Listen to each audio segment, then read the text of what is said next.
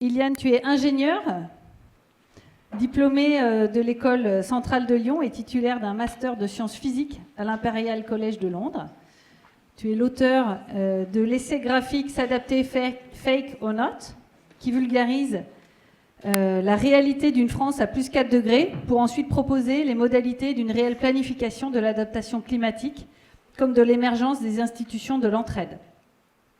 Consultant et conférencier, spécialiste des questions de résilience face aux risques climatiques, tu accompagnes de grands acteurs publics comme privés sur ces sujets cruciaux. Merci Iliane d'être venue jusqu'à nous, merci de ta présence. Et puis, je te laisse la parole. Ça marche, incroyable. Merci beaucoup pour l'introduction, merci. Moi je suis ravi d'être là, je découvre le Pays Basque. Je suis très heureux d'être là, j'ai déjà des coutumes, j'espère que je serai adopté à la fin. Je ne sais pas si ça marche comme ça chez vous, vous me direz. Ou si vous faites des exceptions, vous pouvez me donner les papiers s'il vous plaît. Alors, moi je vais vous parler de quoi? Je vais vous parler un peu d'adaptation et j'ai beaucoup de chance. Vous savez pourquoi? Parce qu'en fait je passe derrière les camarades du CEREMA qui vous ont déjà fait toute l'analyse. Et malheureusement, à la CEC, souvent sur la première session, on est censuré parce qu'on dit qu'il ne faut pas parler de solutions. Mais on va résister un petit peu ensemble et on va donner en tout cas des grands concepts et on va essayer de faire une espèce de teaser de ce que vous allez avoir dans la suite du parcours et de voir comment collectivement en fait on peut se mettre ensemble pour sortir, bifurquer par rapport à tout le diagnostic que vous avez sur cette première journée et que vous aurez encore un petit peu. Alors, je voudrais commencer moi par cette petite histoire, si ce truc marche. Hop. Ok, ça marche, trop bien. Alors, l'histoire que je voulais raconter, vous l'avez déjà eu ou pas l'éléphant? Non, c'est bon. Je demande à chaque fois, mais je peux le faire d'une autre façon. Donc vous êtes en Inde, il y a un village où il y a un certain nombre d'aveugles, ok? Et ces aveugles-là, ils savent ce que c'est que le concept de l'éléphant. Ils ont déjà entendu des histoires avec l'éléphant, ils savent que c'est grand, machin, ok? Et un jour, il y a vraiment un éléphant qui arrive au village. Donc on va chercher les aveugles et tous les aveugles se précipitent sur l'éléphant. Il y en a un, je sais pas comment il fait, il arrive à se retrouver au-dessus de l'éléphant, d'accord? Et il commence à toucher les oreilles de l'éléphant, il dit « Ah, en fait, l'éléphant, ça ressemble à un éventail. » L'autre, il commence à toucher sa trompe. Je ne sais pas si l'éléphant était consentant dans cette scène, mais bon, c'est l'histoire. Donc, en gros, il y en a un autre qui va toucher la trompe de l'éléphant, il va dire que c'est un serpent. Il y en a un troisième qui va toucher la queue, il va dire que ça ressemble à une corde. Et en fait, ensuite, tous les éléphants, ils vont s'engueuler les uns avec les autres. Les éléphants. Les aveugles, ils vont s'engueuler les uns avec les autres parce que chacun a une perception de la réalité, mais chacun est parcellaire. Mais du coup, vous vous dites, mais pourquoi en fait tous mes Indiens, ils ont des blouses blanches? Parce qu'en fait, c'est exactement ce qui se passe pour les entreprises, ou c'est exactement ce qui se passe pour les scientifiques. On est dans une forme un peu de taylorisme, si vous voulez. Vous savez ce que c'est le taylorisme? C'est les temps modernes de Charlie Chaplin, où chacun est un petit bout de la chaîne et tape sur un marteau, et donc ça fait il y a un grand processus de production, mais chacun a un tout petit rôle là-dedans. Tout est hyper découpé. Et bien la connaissance scientifique, elle est hyper découpée comme ça. On dit qu'elle est réifiée, si vous voulez. Chacun a un tout petit objet. Et cette connaissance scientifique, c'est-à-dire que vous avez des scientifiques qui sont hyper spécialistes du climat, qui vont en parler super bien, d'autres hyper spécialistes de l'eau, d'autres hyper spécialistes de la biodiversité, etc. Mais du coup, si vous voulez avoir une vision systémique, globale, complète de ces enjeux, et ben c'est très difficile de trouver quelqu'un qui peut avoir ces enjeux globaux, ou en tout cas un propos un peu articulé sur de la systémique, puisqu'on découpe les problèmes partout. Et c'est exactement le cas en entreprise également. Par exemple, vous pouvez penser au fait d'intégrer l'écologie en général dans les entreprises. Qu'est-ce que vous allez faire? Vous commencez votre parcours, vous avez écouté Jean Covici par exemple, vous dites qu'il y a un problème avec le carbone. Donc, vous allez avoir un premier rapport sur votre bureau, votre empreinte carbone, un super camembert, ça coûte 10 000 €, voilà, super. Et après votre camembert, vous ne savez pas comment réduire vos émissions de gaz à effet de serre. Donc, vous allez payer une courbe, donc un deuxième rapport, 10 000 € et vous allez avoir une trajectoire de décarbonation. Et après, je ne sais pas, vous écoutez Gilles Boeuf, Philippe Grandcola, voilà, et il vous dit, il y a un problème avec la biodiversité. Donc vous payez un camembert sur votre impact biodiversité. Ensuite, trajectoire pour réduire l'impact sur la biodiversité, pouf, ok. Et après, vous allez voir Charlène Descolonges, par exemple, et Charlène Descolonges va dire, il y a un problème avec l'eau. Donc hop, nouveau rapport, nouveau camembert sur l'eau. Et en fait, là, vous êtes exactement dans la même situation que quelqu'un qui en fait est malade et qui le sait, mais qui a peur de commencer son traitement et du coup qui accumule les diagnostics. On a le diagnostic le plus précis possible de cet élément-là, d'accord? Est-ce que je dis que ça sert à rien? Non, mais je dis qu'en fait vous manquez l'aspect global qui permet vraiment de bifurquer. Moi, j'étais il y a quelques semaines avec des syndicalistes d'Orange, et donc je leur fais mon pitch et tout. Et il y a un gars, il vient me voir, il me dit Hey Eliane, c'était super ce que tu as raconté, sauf que nous, on est coincés. Je fais pourquoi vous êtes coincés et tout. Il m'a dit tu sais à quoi est rattachée la RSE chez Orange? J'ai fait non. Ils me disent la communication. Bah oui. Si tu as un énorme tas, d'accord, de rapports dans ton bureau, bah, si toi le dirigeant est super sensibilisé, c'est bien, et donc il va avoir une capacité à interpréter tout ça, soit il va prendre 3 trucs dans le tas, qui dépassent un petit peu, et il va dire, bah, c'est ça, je vais me l'afficher, ça va me faire un avantage concurrentiel. D'accord, ça va me rendre plus responsable que les autres entreprises, et donc je vais avoir des parts de marché en plus. Donc, dans l'idée, je vais commencer par ce qu'il ne faut pas faire, on va prendre un bout de l'éléphant. D'accord, on va prendre sa trompe, la trompe c'est le changement climatique.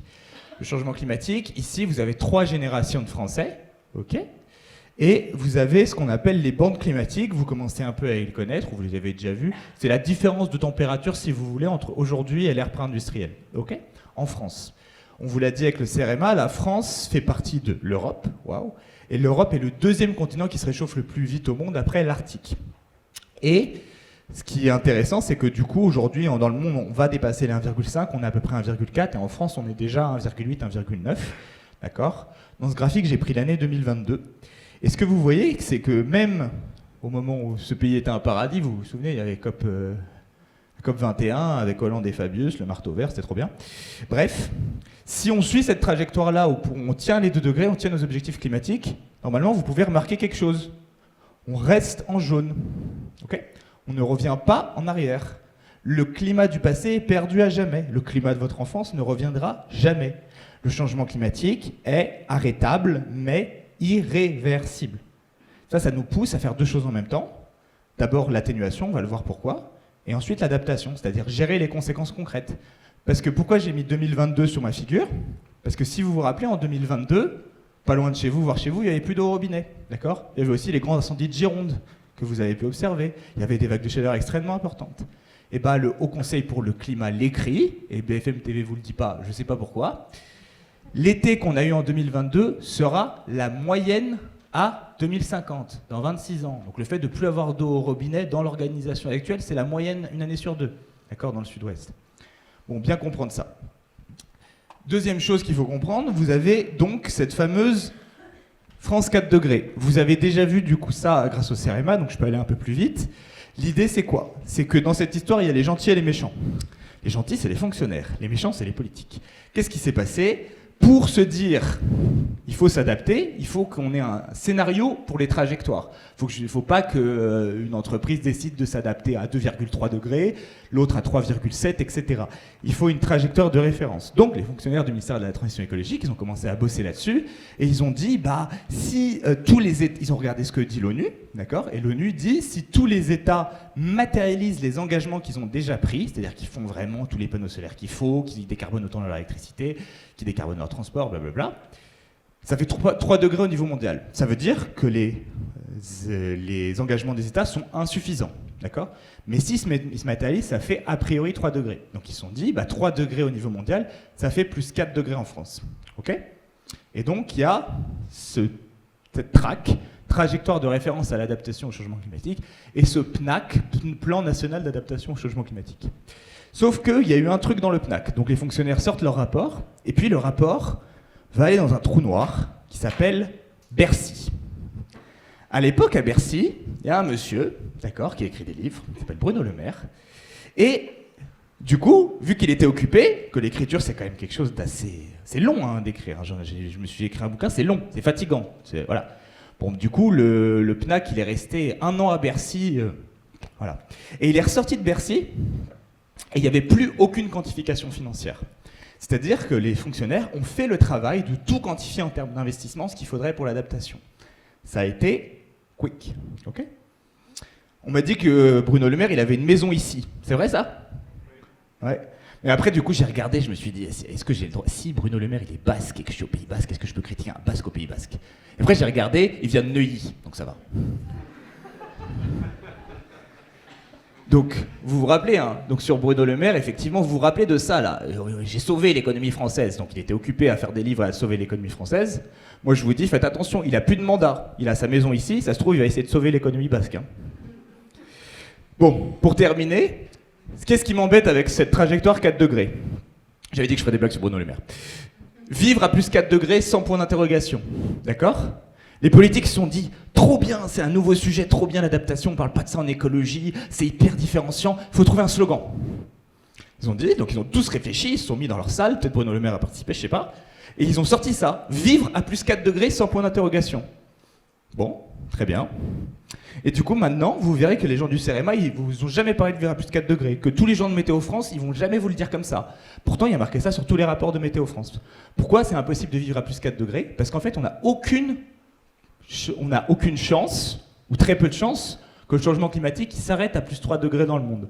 Parce qu'il y a ce qu'on appelle des points de bascule climatique. J'ai pris un journal, très bolchevique, les Échos, ok? Donc dans les Échos, ils ont fait ça, c'est la hausse des températures nécessaire pour déclencher un point de bascule. C'est quoi un point de bascule? C'est un moment où le climat change de nature, le système climatique change de nature. Tu mets plus de gaz à effet de serre dans l'atmosphère, ça t'augmente linéairement ta température jusqu'à un certain seuil. Par exemple, le permafrost. Le permafrost, c'est un seuil qui est congelé, d'accord? Un peu comme une pizza, si vous voulez, en Arctique ou dans la cryosphère. Sauf que quand vous décongelez une pizza, eh ben, vous ne pouvez pas la recongeler parce qu'au moment où la pizza a été décongelée, il y a une activité biologique. Et il ne faut pas congeler cette activité biologique parce que ça va finir par pourrir en fait. Et ben plus on réchauffe le climat, plus le permafrost est pourri. Quand le permafrost est pourri, il émet ce qu'on appelle du méthane. Le méthane, c'est un gaz à effet de serre plus puissant que le CO2. Et donc, vous avez vu, ça s'appelle une boucle de rétroaction positive. Plus il fait chaud, plus le permafrost pourrit, plus le permafrost libère du méthane, plus le méthane libère le climat, plus le permafrost pourrit, plus voilà.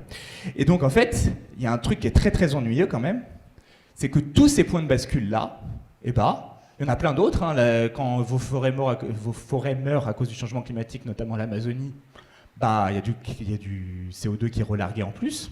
Bref. Et bah, la plupart de ces points de bascule, ils sont à peu près situés. Il y a une énorme incertitude entre les scientifiques, mais ils sont à peu près tous autour de plus 2 degrés. D'accord? En tout cas, une grande majorité. Donc, on avait défini le plus 2 degrés comme un seuil de sécurité. Et donc l'atténuation du changement climatique, c'est la condition de l'adaptation, parce qu'on peut déclencher des points de bascule, et le déclenchement de ces points de bascule nous place dans une incertitude globale. Et donc il va falloir apprendre, en tant que dirigeant d'entreprise, à naviguer dans cet environnement qui est beaucoup plus fluctuant. Et normalement, à cette étape de votre progression, de mon intervention, mais de celle que vous avez avant, vous êtes capable de jouer à motus avec moi, et de me dire que ce n'était pas une... Comment ? Option, ça rentre pas. Si? OP, non. Il y a blague et crise, mais le bon mot c'est crise, ouais. Parce que blague, je pense que vous saviez que c'était pas une blague, quoi. Arrêtez de vous... Ah oui, truc important, faut arrêter de se battre contre les climato-sceptiques. Hein. Il y en a 4 et la plupart c'est des robots sur Twitter. Vraiment. C'est un homme de paille, ça. Pourquoi c'est pas une crise? Une crise, vous prenez un Doliprane, vous allez dormir, ça va mieux. D'accord? Ou vous allez chez le médecin, ça va mieux. Vous revenez à l'état antérieur. Sauf que là, il n'y a pas de retour à l'état antérieur. On est sur un phénomène beaucoup plus compliqué qui s'appelle, ça a été spoilé, divulgaché, la polycrise. La polycrise, c'est quoi? C'est l'intersection de la dérive climatique, dérive écologique si vous voulez, avec les crises géopolitiques, sociales, technologiques de notre temps. D'accord? Ça veut dire qu'en fait, tout ça s'interagit. Et ce que vous avez devant vous, ce n'est pas uniquement des risques climatiques, c'est toujours des risques climatiques intersectés avec des risques géopolitiques, technologiques, etc. Et c'est ça l'éléphant au milieu de la pièce. C'est que notre avenir, en fait, il ne va pas être linéaire, il va être fait de ruptures. Et une entreprise, elle a 2 choix par rapport à ça. Soit elle anticipe les ruptures, soit elle meurt avec ces ruptures. D'accord? L'éléphant au milieu de la pièce, c'est vraiment ça, cette question de on n'est plus dans un environnement stable, dans un milieu économique stable, et donc il va falloir qu'on ait une bonne boussole pour nous diriger là-dedans.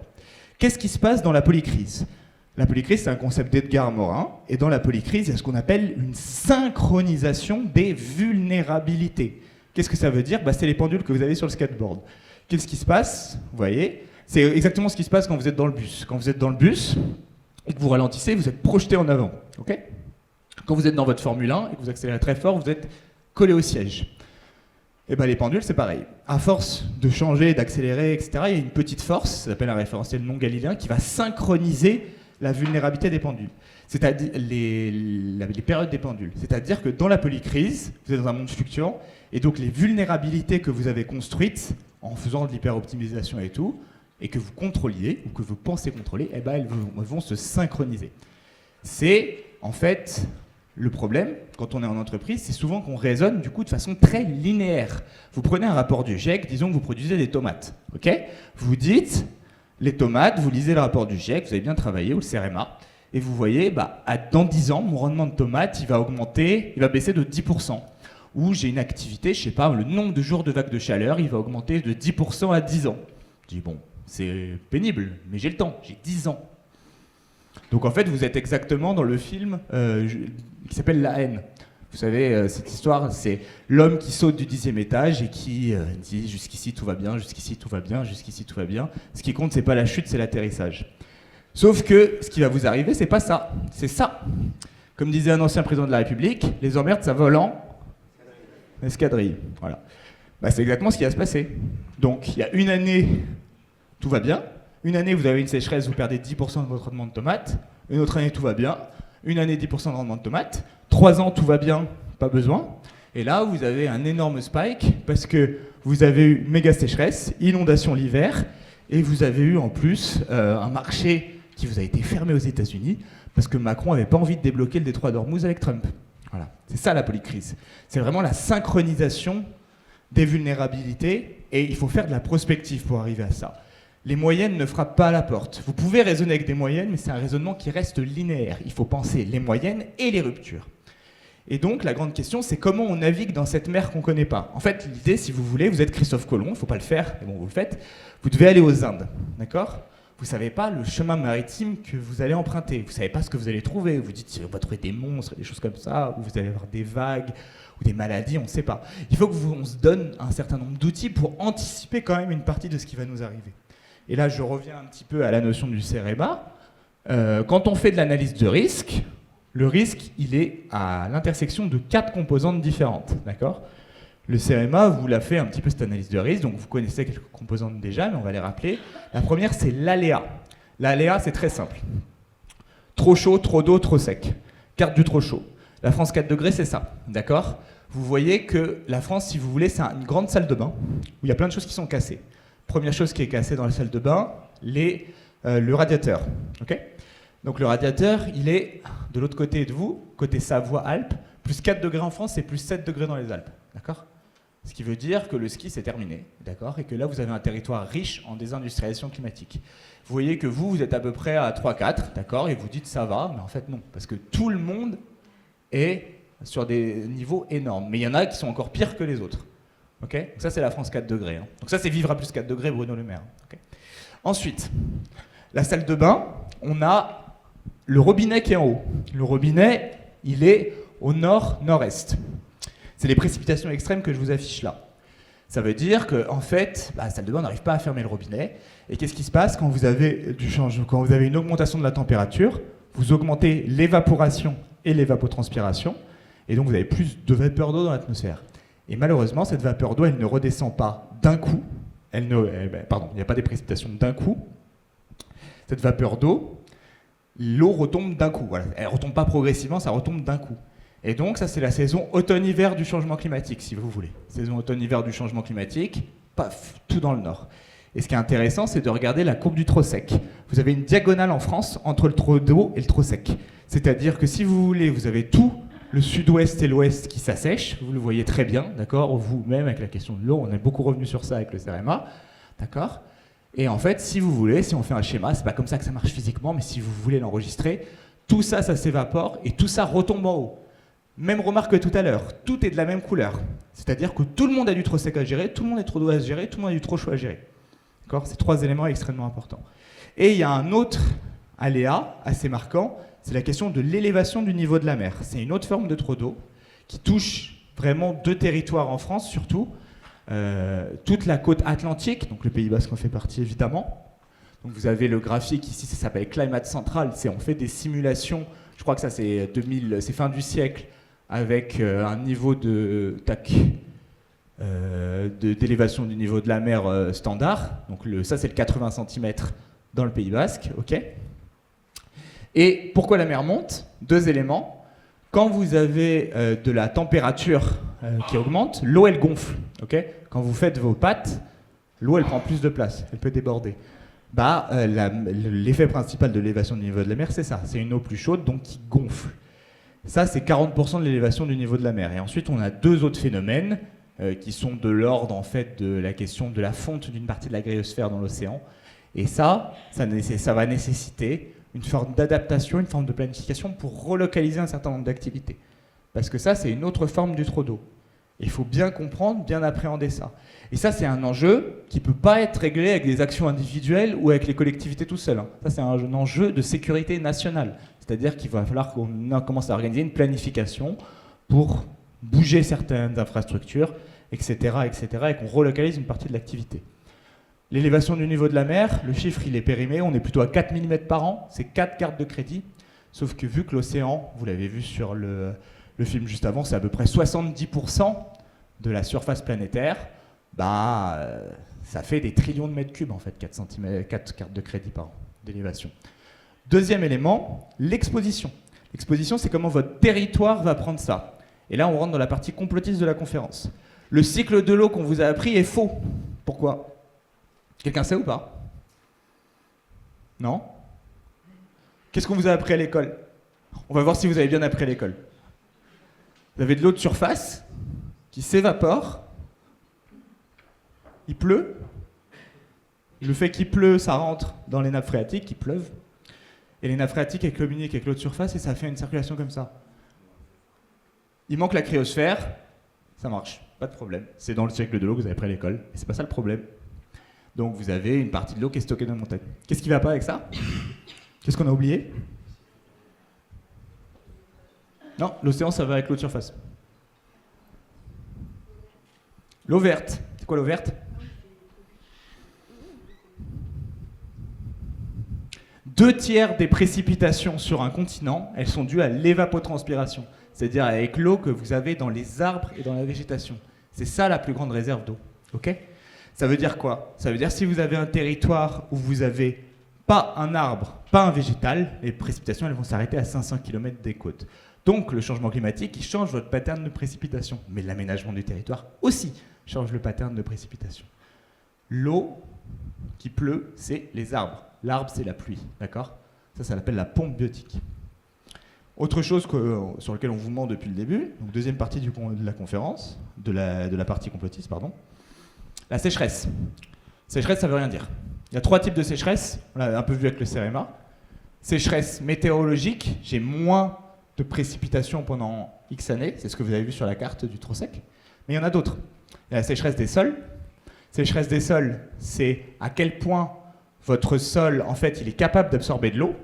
Plus vous avez une période de sécheresse météorologique importante, plus vous allez avoir une sécheresse des sols importante. Pensez à votre éponge. D'accord, votre éponge, quand vous la mettez au fond de votre salle de bain et que vous ne la retrouvez pas, il va falloir beaucoup plus d'eau pour l'hydrater et qu'elle puisse utiliser quelque chose. Okay?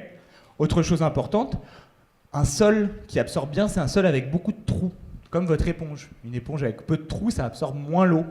Sauf que quand vous avez une agriculture très productiviste avec plein de pesticides ou de choses comme ça, vous tuez toute la vie des sols, notamment un truc qui vient de la Silicon Valley qui s'appelle des vers de terre. Et les vers de terre, ils créent des aspérités dans le sol. Ils font les trous de l'éponge. Et moins vous avez de vers de terre dans vos sols, moins vous êtes en capacité d'infiltrer de l'eau. Et donc plus vous avez des éponges qui sèchent vite. Okay? Et la dernière partie, c'est ce qu'on appelle la sécheresse hydrologique, c'est-à-dire les cours d'eau. Les cours d'eau. Voilà. Et les nappes, parce que les nappes phréatiques et les cours d'eau sont connectés. Et vous voyez que les pires diminutions de débit, c'est pour vous. D'accord? Tout le sud-ouest, tout ce qui touche à l'Espagne, parce que sécheresse extrêmement importante en termes de précipitation, sol très sec qui absorbe plus d'eau. Et donc, on a cette diminution de débit très importante. Okay?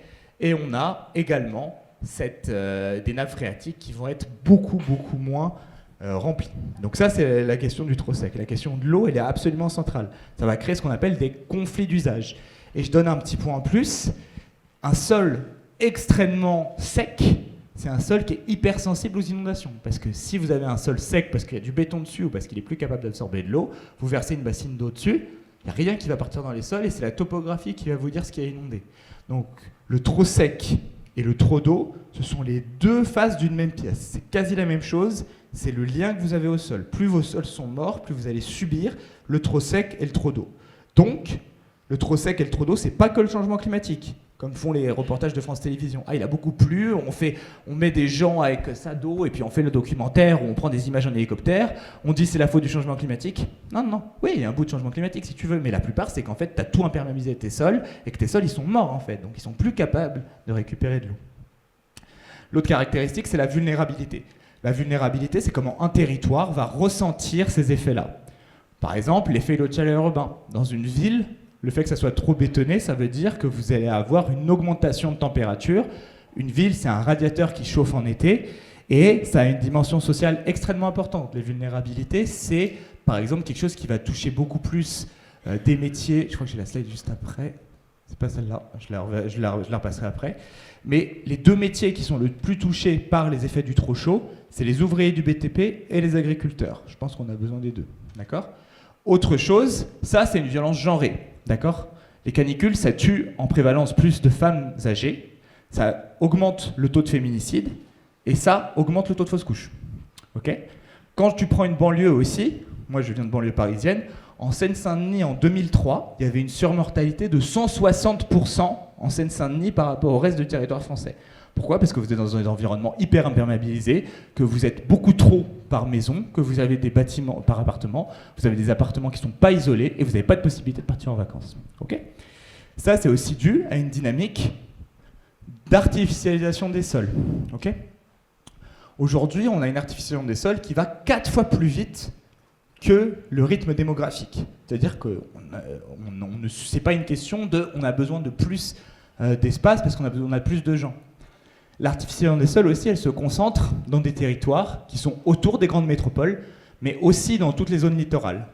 Donc, effet îlot de chaleur urbain, et donc augmentation du risque, parce que vous mettez plus de gens dans les littoraux, et parce qu'il y a plus de béton dans les littoraux, donc moins de protection, donc vous tapez trop chaud, trop d'eau, trop sec, tout en même temps. D'accord ? Et donc après, quand je vous dis ça, repensez maintenant au débat que vous voyez dans les médias sur, je sais pas moi, zéro artificialisation nette, etc. Est-ce qu'il y a une seule personne qui raconte ces trucs-là ? Est-ce qu'il y a vraiment une vision à moyen, long terme de ces enjeux-là ? On n'entend que des gens qui disent « Ah, ben on ne peut plus rien construire, c'est l'attractivité du territoire ». Ça, c'est des enjeux concrets qu'on va devoir affronter. Et aujourd'hui, on est du coup beaucoup plus dans cette dynamique de maladaptation. Ça, c'est du coup les métiers, vous aurez les graphes, mais c'est ce que je vous ai dit sur les agriculteurs et les ouvriers du BTP. La seule façon de s'en sortir, du coup, c'est la réponse. La réponse, elle peut diminuer ou augmenter le risque. La réponse, aujourd'hui, il va falloir qu'on arrive à trouver des moyens de l'organiser.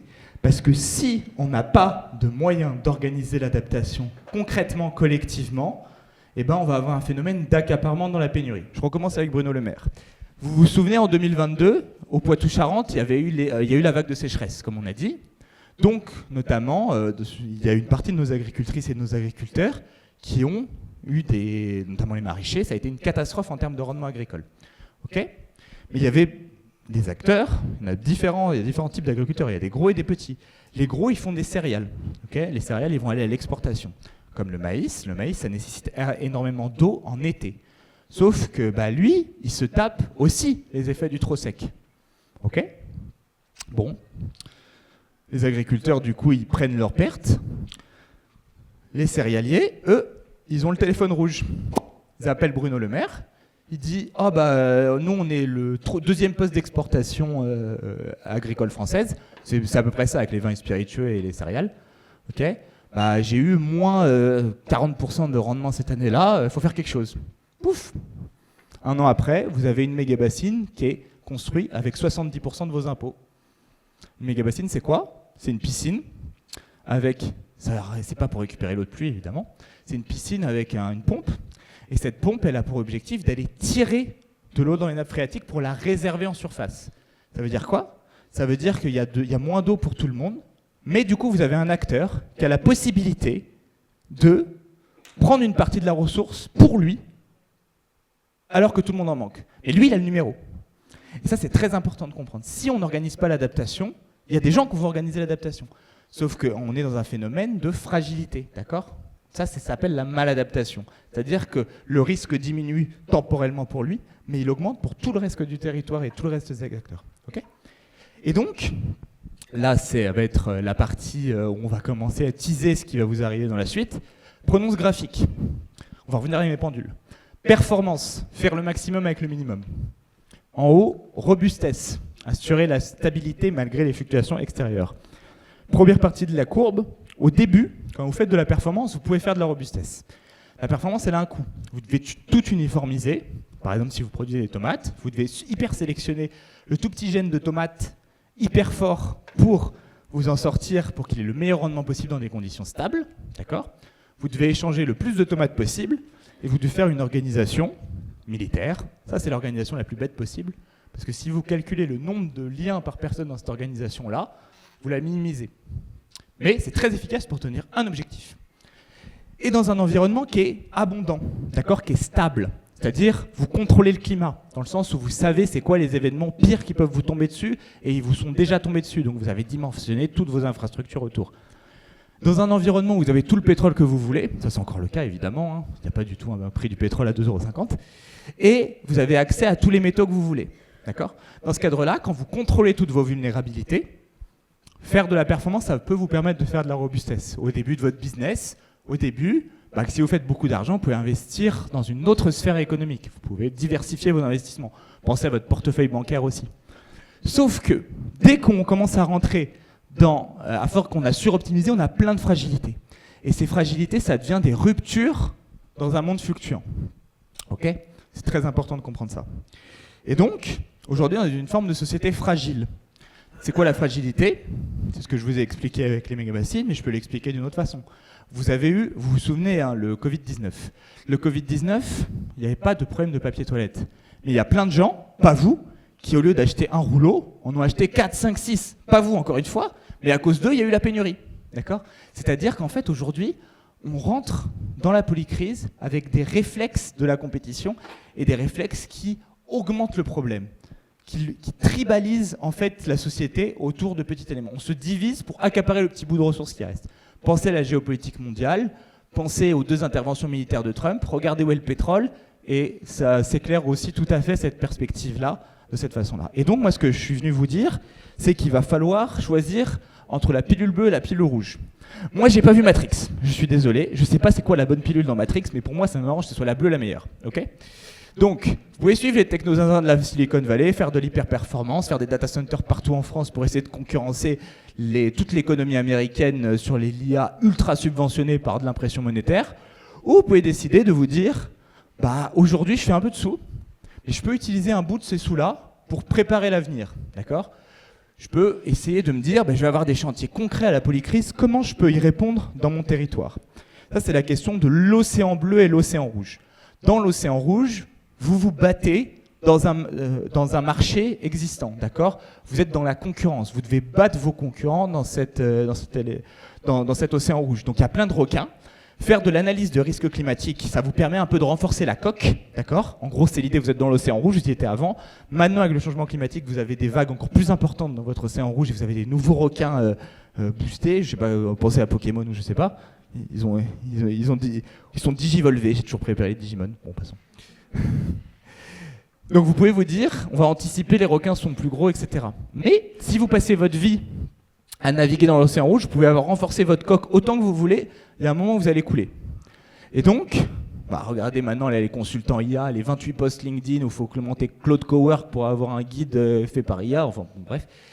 Vous pouvez vous dire, il y a une partie de mon argent que je génère, et je vais essayer de faire une sphère de robustesse avec lui. D'accord ? Je vais essayer de répondre concrètement à ça, à ce qui me tombe dessus. Ça veut dire quoi ? Ça veut dire qu'en plus de me protéger avec ce qui me tombe dessus, je vais essayer de définir un cap. D'accord ? De me dire, mais en fait, concrètement, c'est ça qui va se passer. D'accord ? Et ça, je l'ai compris grâce à la CEC, ou je l'ai compris parce que j'ai lu, parce que j'ai vu telle ou telle personne, blablabla. Donc je me dis, c'est quoi le plan B ? Comment je vais de là à là ? Et ça, c'est un travail qui est long. Mais c'est un travail qui est 40 fois plus enthousiasmant que se battre dans l'océan rouge indéfiniment. Ok ? Et donc, comment on se bat, comment on sort de la performance ? On fait l'opposé. Au lieu de faire de l'uniformisation, on fait de la diversification. Au lieu de faire de la rapidité, on fait de la lenteur, et au lieu de faire de la hiérarchie, on fait de la redondance. C'est-à-dire qu'on essaye de penser une organisation où on maximise le nombre de liens par personne, parce qu'il va falloir être un peu intelligent pour trouver l'autre route, d'accord ? Et ça ne va pas y arriver par le génie d'un homme ou le génie d'une femme, etc. Il faut un peu se libérer aussi de cet imaginaire de l'homme ou de la femme providentielle, etc., sur lequel on est quand même très très captif en France. C'est souvent plus l'homme que la femme d'ailleurs. Donc, la robustesse, c'est quoi ? C'est rester stable malgré les fluctuations. Vous voyez déjà qu'il y a une énorme différence dans les coups que vous prenez. Parce qu'un exponentiel et un courbe linéaire, c'est pas la même chose. Mais moi, la question que je vous pose, c'est est-ce que ça va suffire ? D'accord, la robustesse. La réponse, c'est ce monsieur qui va vous le donner. Donc moi, mes premières CEC, je les ai fait en Rhône-Alpes. Donc moi, je suis de banlieue parisienne, mais j'ai du coup fait mes études à Lyon. Okay. Et lui, c'est le patron du SDIS de Lyon, de la métropole de Lyon. Et la première chose qu'il nous a dit quand on a fait cette conférence à deux avec Jérôme, il a dit « N'attendez pas que nous venions vous secourir. » Pourquoi ? Parce que eux, ils sont 5000 pompiers, et la métropole de Lyon, c'est 3 millions de personnes. Donc il va falloir faire des choix, il va falloir acquérir une culture du risque. Pour illustrer ça, bon là, j'ai des données confidentielles sur vous. Et des photos, ça c'est vous. Ok ?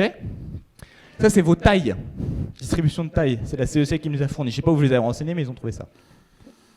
Qu'est-ce qui se passe si un Basque bien connu, Victor Wenbenyama, il vient faire la CEC avec vous sur la distribution de taille ? Beaucoup, pas beaucoup ? Pas beaucoup. C'est la bonne réponse, pas beaucoup. Ok ? C'est un extrême, Victor Wenbenyama, il est là, d'accord ? Donc si on augmente un peu l'extrême, mais voilà. Par contre, et là c'est un peu plus problématique, j'ai aussi vos revenus, votre chiffre d'affaires dans chaque entreprise. Ça c'est vous. Ça c'est votre distribution de revenus. Qu'est-ce qui se passe si Bernard Arnault il fait la CEC avec vous ? Ouais. Il éclate la distribution statistique. C'est une anomalie. Bernard Arnault, il est 1 million de fois plus riche que vous à peu près. Sauf que Victor Wenbenyama, il fait 2,24 m. Il fait pas 2 km 24. D'accord ? Bernard Arnault, c'est un signe noir. C'est ça que ça veut dire. C'est pour ça que je fais mon introduction. C'est-à-dire que même si on se prépare autant qu'on peut, qu'on anticipe les risques autant qu'on peut, on va avoir des événements de rupture qui vont nous tomber dessus, même si on est robuste. D'accord ? C'est-à-dire qu'en fait, et ça c'est un gros problème des médias, c'est qu'en permanence, quand vous avez un signe noir qui vous tombe dessus, vous passez votre vie à expliquer qu'on aurait pu le voir venir. Et vous allez faire une description du risque que vous allez confondre avec le risque va se manifester à tel moment. Voilà, là, vous sentez que ça va se casser la gueule quelque part, mais vous ne savez pas par où. Moi, je sais, parce que j'ai déjà vu. Mais, en gros, c'est ça. Vous avez un phénomène de rupture. Il y a un avant et un après dans la distribution statistique. Voilà, c'est cassé la gueule par le haut. Avant et après, par exemple, le télétravail, d'accord ? C'est une bascule systémique, c'est imprédictible, mais on passe notre temps à croire qu'on aurait pu le voir venir en le réexpliquant a posteriori. Donc là, pendant la phase question-réponse, il doit y avoir une personne qui doit me redonner ces 3 caractéristiques, s'il vous plaît, parce que personne n'a écouté, vous allez regarder les dominos. Donc, vous avez quand même l'idée. La résilience, c'est la robustesse plus savoir réagir en un moment de crise. C'est-à-dire, et ça, moi je trouve qu'en fait, il n'y a pas meilleur territoire que le Pays Basque ou que les organisations qui sont très proches les unes des autres pour faire ça. Plus vous avez de cohésion territoriale, plus vous êtes capable de fonctionner dans un mode dégradé où vous savez comment votre territoire, vous pouvez répondre à ses besoins et vous vous connaissez les uns avec les autres. La question de la culture de crise, c'est d'abord une question de faire des liens. Et moi je pense que dans un territoire comme le Pays Basque, on est vraiment peut-être à la pointe avancée de ces formes d'organisation de liens, parce que vous avez une culture régionaliste très importante, qui est d'une richesse extraordinaire, et du coup, vous êtes beaucoup plus en capacité à savoir répondre à ces crises, à ces catastrophes. Mais il faut l'organiser, cette culture, autour de ces enjeux-là, autour de cette compréhension-là. Et ça va avec l'histoire que je vais vous raconter pour conclure cette intervention. Un livre que j'ai beaucoup aimé, vous pouvez le lire, qui s'appelle « L'entraide, l'autre loi de la jungle » de Pablo Servigne. Il va expliquer un dilemme qu'on a eu plutôt 19e. Donc vous connaissez Darwin. Darwin, il va faire ses observations dans les îles Vierges britanniques et il va voir que en fait, les comportements qui font qu'il y a qui font que le vivant se reproduit, d'accord, que le vivant gagne, c'est les comportements de compétition. L'être le plus compétitif reproduit, donne ses gènes, blablabla, et il survit. Ok ? Très bien. Du coup, il y a plein d'économistes qui se ruent sur Darwin et qui disent « Ah bah c'est trop bien, du coup l'économie, ça va être le plus de compétition possible, ça va être génial, il faut faire de la compétition partout. Oh, trop bien. » Et il y a un autre gars qui est en Russie, qui s'appelle Kropotkin, qui regarde ces résultats-là et qui se dit « Mais moi, c'est très bizarre, parce que quand je fais les mêmes observations de Darwin, mais que je les fais en Sibérie, eh bah, l'être le plus compétitif, il crève dans le froid tout seul. » Qui a raison ? Les deux. Dans une situation de pénurie ou de crise, les comportements qui vous permettent de survivre, c'est des comportements d'entraide.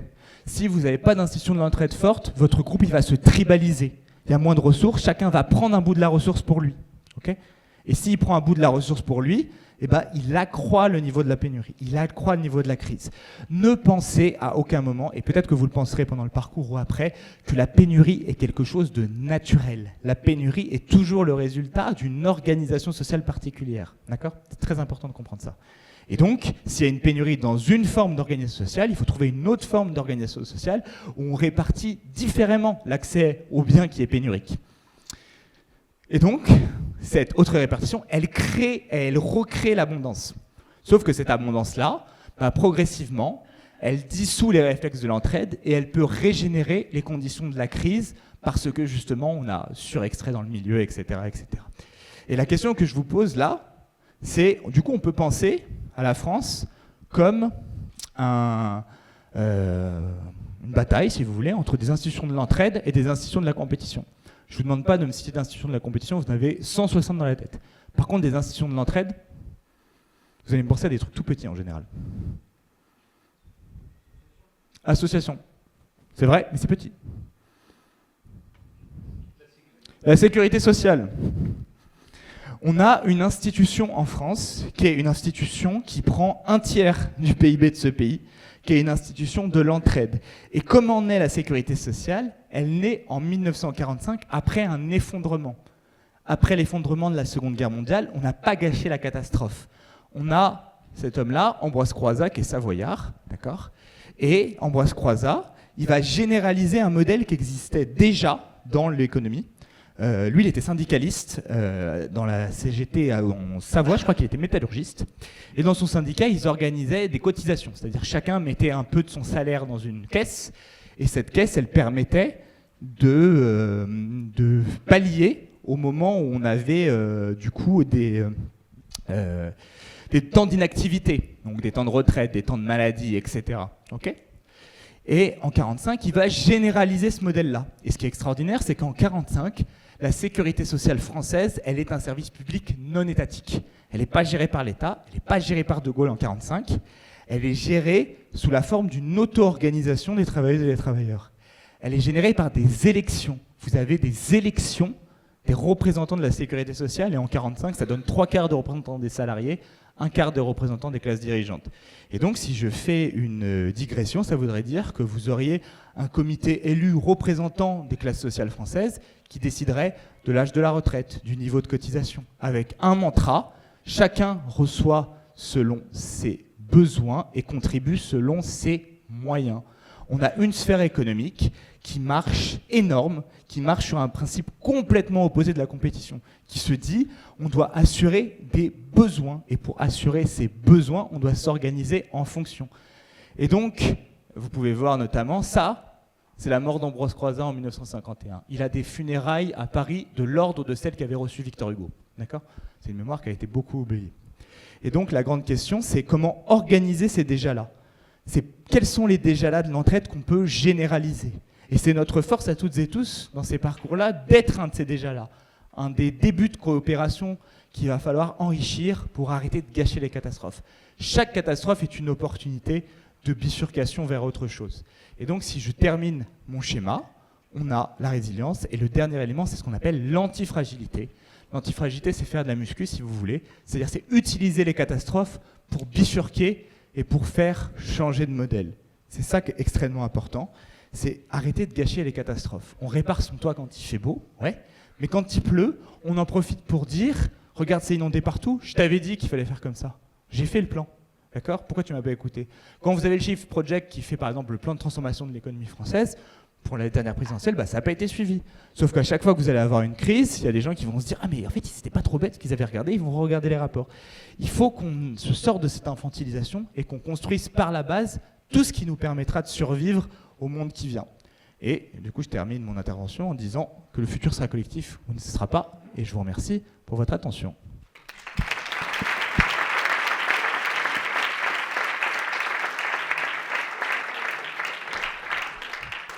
J'ai dépassé de 4 minutes. On me regarde très mal. Non, c'est bon. Non, c'était faux le compteur encore. Moi, j'ai fact-check. Si vous avez des questions. Ouais, merci Iliane. Merci beaucoup pour cette présentation très dense et complète. Est-ce qu'il y a des questions dans la salle ou des réactions? Est-ce que vous avez retenu la formule? On va interroger. Après, je comprends que passer de l'overview effect à Bruno Le Maire, c'est chaud. La deuxième question est toujours la plus dure. Et la première est la plus dure. Donc, commencez par la deuxième. J'ai raté ma blague.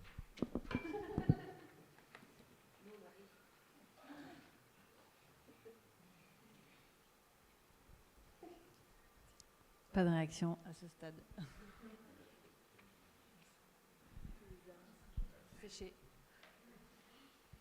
Vous êtes en train de réfléchir où est la maison de Bruno Le Maire, peut-être?